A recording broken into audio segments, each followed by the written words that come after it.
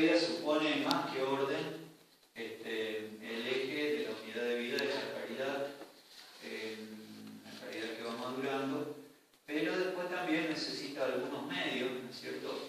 Y de hecho, por ejemplo, por eso se plantea el tema, hay que saber algunas cosas para tratar de llegar a la unidad de vida. Por ejemplo, integrar dimensiones contrapuestas, los deseos, por ejemplo, que son infinitos, con nuestros límites. Bueno, ahí tienen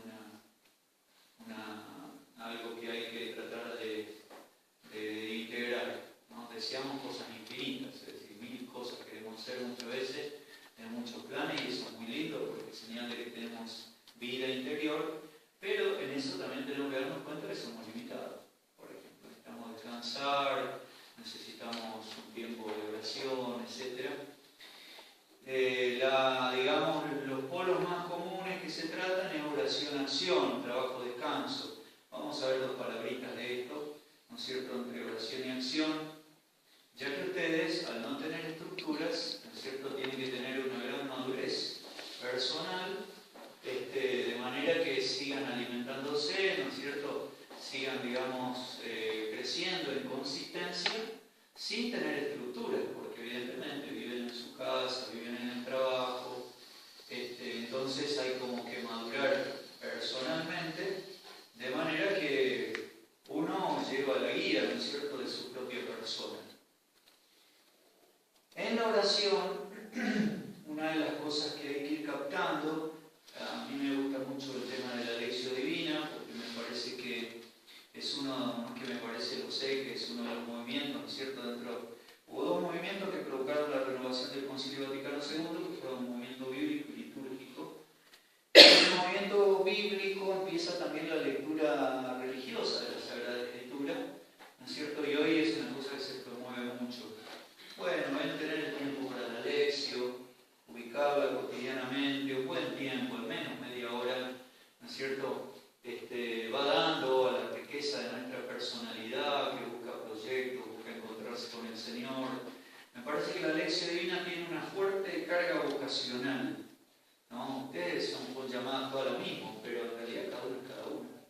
En cada una hay una llamada bien propia, ¿no es cierto? Y es más, la historia de ustedes va a ser una historia entre gracia y libertad, ¿no es cierto? Una historia personal de gracia y libertad. Entonces la lección, por ejemplo, es una cosa muy buena, darle todo un tiempo cotidiano, ¿no es cierto? Lo diría para ustedes que son consagrados un mínimo de media hora, si pudiesen más mejor. Pero bueno, cada uno se tiene que organizar, ¿no es cierto? Y en la lección, lo que hay que ir descubriendo es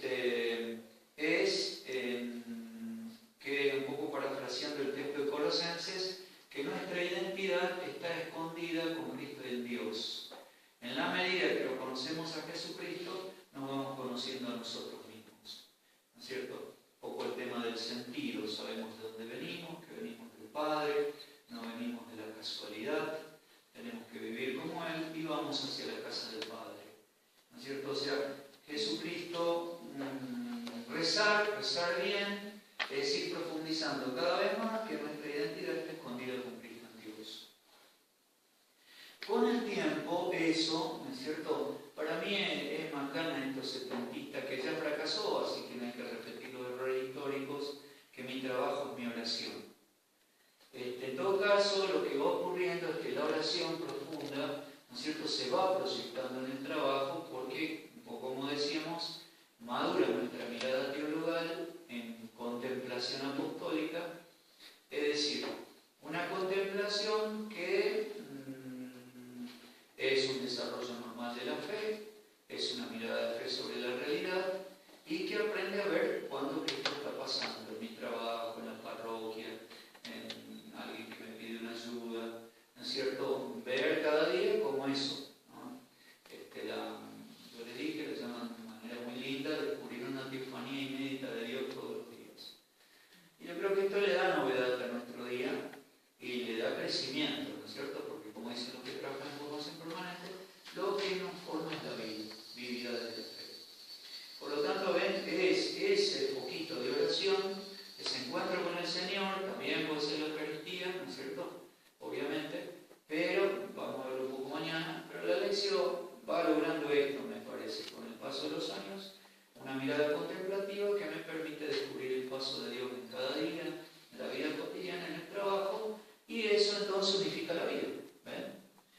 entonces no soy uno cuando rezo y otro cuando trabajo.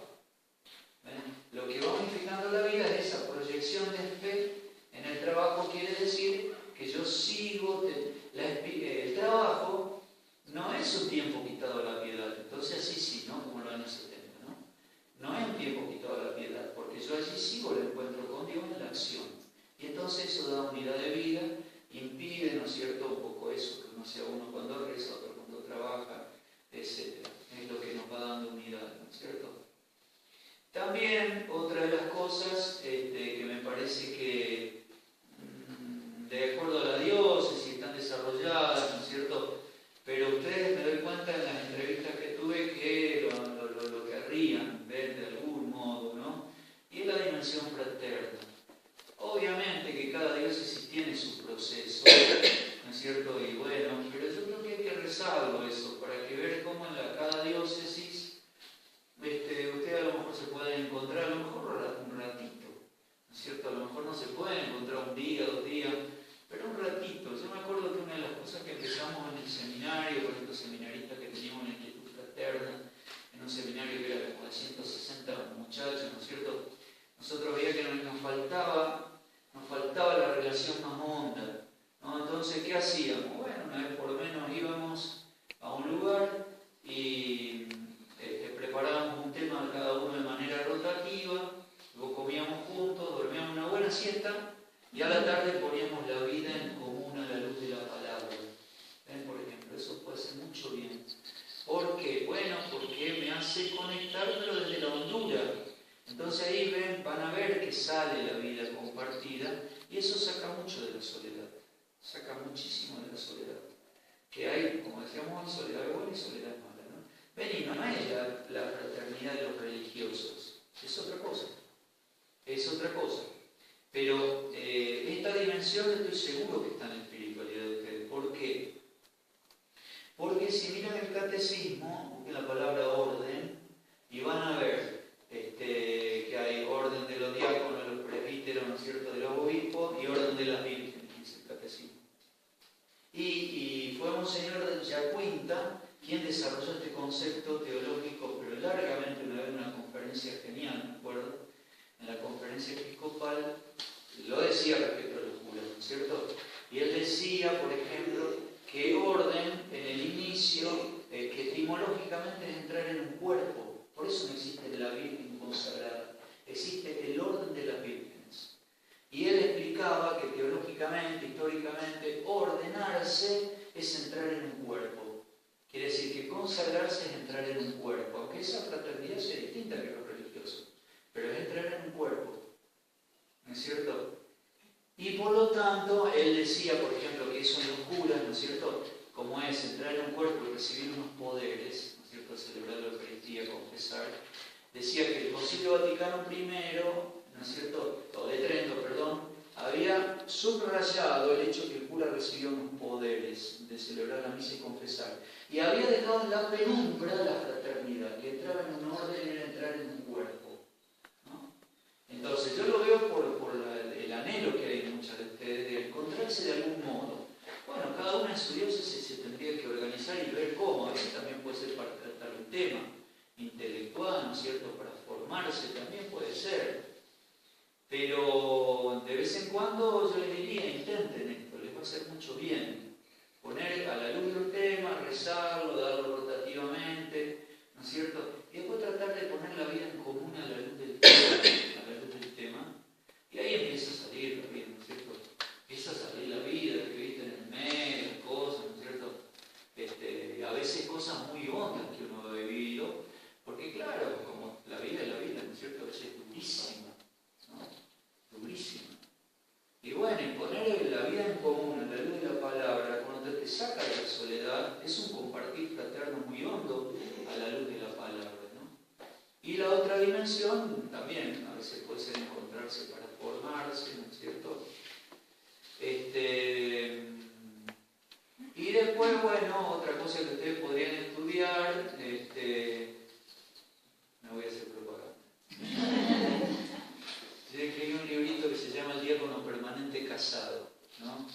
Está en los Paulinos, San Pablo.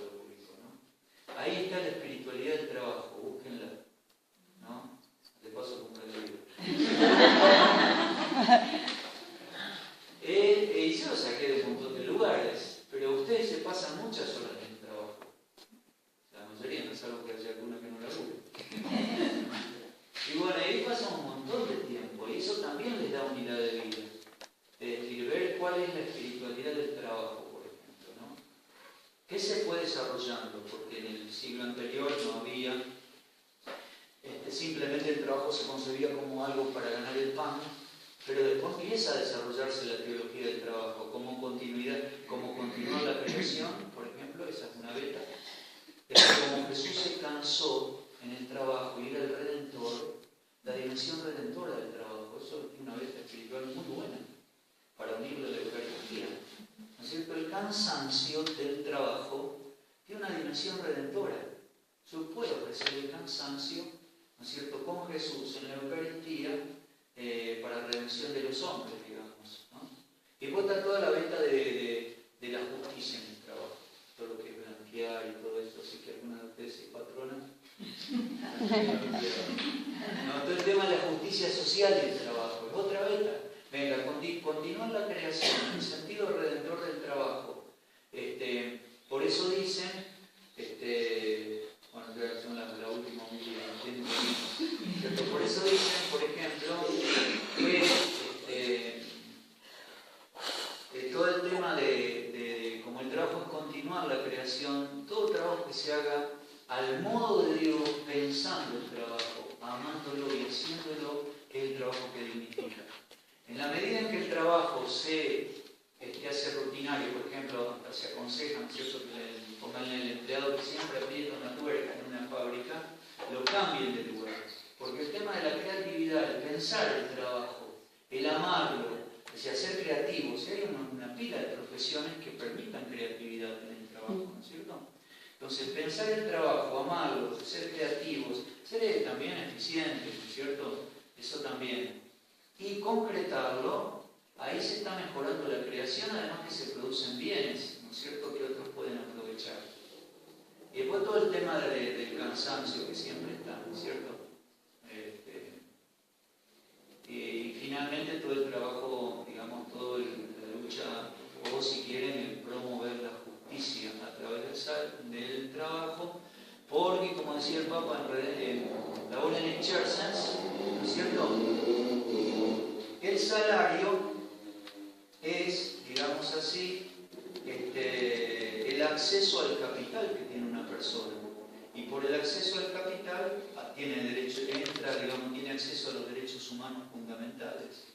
Quiere decir que tener vivienda digna, ¿no es cierto?, descanso suficiente, atención sanitaria adecuada, depende del trabajo, ¿no?, del salario. Por el salario, bueno, y entonces ahí tienen toda una beta, y después todavía, por si esto fuera poco, está en el mismo libro, el martirio de conciencia, o sea, la espiritualidad en el mundo, ¿no? Ahí está desarrollado el tema. ¿Qué es el martirio de conciencia? Una cosa que metió Orígenes cuando se acabó el martirio rojo, que hoy estamos celebrando, ¿no es cierto?, el martirio de sangre. El martirio de conciencia, para decirlo muy simple, es esa incomodidad que sentís en los ambientes de trabajo por tener mentalidad evangélica. ¿No lo sienten? Sí. ¿Ven? Bueno, yo no. Son mártires. No. Es eso, ¿ven? Y eso tiene mucha amiga también. Tiene mucha amiga el martirio de conciencia, porque nace después del martirio rojo y nace precisamente con una reflexión, un intento de entrega, ¿no es cierto?, de Jesucristo, y es, digamos, lo que se vive en la espiritualidad en el mundo, donde fundamentalmente, en general, nos sentimos incómodos, porque nos damos cuenta que nuestra mentalidad es un poco contracorriente, un poco bastante contracorriente, y eso es incómodo, hay que pilotearlo, ¿no es cierto? Además tiene que seguir teniendo caridad, ¿no? Y ustedes son fermentos de los ambientes. Yo les suelo decir a veces a las chicas ahí que trabajan, no digan mucho, porque nosotros no somos como los testigos de Jehová, como la secta, ¿no es cierto?, que son proselitistas, que hablan de Jesucristo, Jesús. No hablen de Jesucristo. El método católico es distinto, un poco, al menos así lo plantea San Pedro, ¿no es cierto? Vos da testimonio. Llegará un momento que te van a pedir razón de tu fe, y ahí será el momento. Pero si no nos sale así, cuando alguien te confía un problema en el trabajo, buena señal. Buena señal, ahí señal de que uno empieza a ser confiable, te ven distinto. El medio ambiente es egoísta y competitivo, siendo un buen compañero de trabajo, ¿no es cierto? Trata de ser honesto, qué sé yo, solidario. Todo eso que es remar contracorriente, sin embargo, se ve como un respiro para los amigos, ¿no? Y muchas veces empieza a dar confianza, entonces te empiezan a confiar la vida. Son todas betas que ustedes pueden vivir espiritualmente. Bueno, vamos a pedirle al Señor entonces que por esto, la unidad de vida que es linda, ¿no es cierto? Tenerla, vayamos lográndola, también porque nos convertimos, ¿no es cierto? Porque como acabamos de ver, lo que crea grietas en nosotros es el pecado, pero también por todo esto, ¿no? Que podamos tener una espiritualidad honda, que los una Jesucristo esposo, ustedes, ¿no es cierto? Se proyecten en el trabajo, de modo que sigan el diálogo con Él. Que así sea.